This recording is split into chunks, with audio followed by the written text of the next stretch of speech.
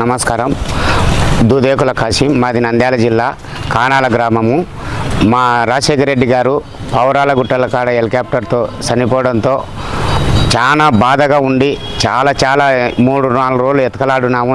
ఆయనను దొరకలేదు. లాస్ట్కు దొరికినాక జగనన్న వచ్చి పౌరాల గుట్టలో మీటింగ్ పెట్టింటే ఆ మీటింగ్లో ఏదేదో చెప్పినందుకు నాకు మనసులో ఇరిగిపోయింది. ఇంత మంచి వాళ్ళు ఉండారా జగనన్న అని అనుకొని ఆ రోజు నా కులదేవుడైన రేవనూరయ్య సాయిబాబాకు మొక్కుకొని మా జగనన్న సీఎం కావాలా అని వాగ్దానం చేసి చెప్పులు ఇర్చాను.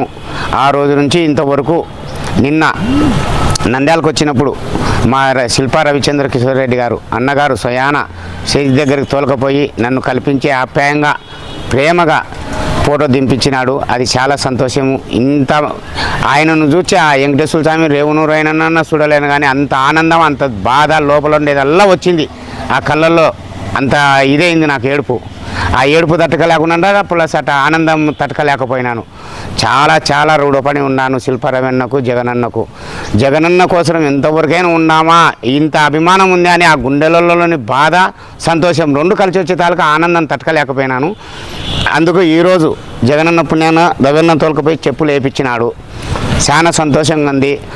మన శిల్పారవి అన్న గారు చాలా దగ్గర బంధుత్వం కాడికి ఎక్కువ చూసుకుంటున్నాడు. ప్రతి ఒక్క పేద కార్యకర్త అని కాదు, కులం చూడ మతం చూడ జగనన్న ఏం చెప్పినాడో అదే విధంగా కూడా రవణ చేస్తున్నాడు. రవణ తెలుగుదేశంలోకి చేసినాడు, వైసీపీలోకి చేసినాడు అనేదే లేదు. ప్రతి ఒక్కరూ నాకు సమానులే అంటున్నారు. కానీ ఇక్కడ ఏదేదో చెప్తున్నారు, అదెల్లా తప్పుడు ప్రచారము.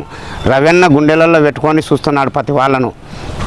జగనన్న డబల్ రవణకు డబల్ జగనన్న. జై శిల్పన్న, జై జగనన్న. మళ్ళీ మీరే కావాలి. జై జగన్.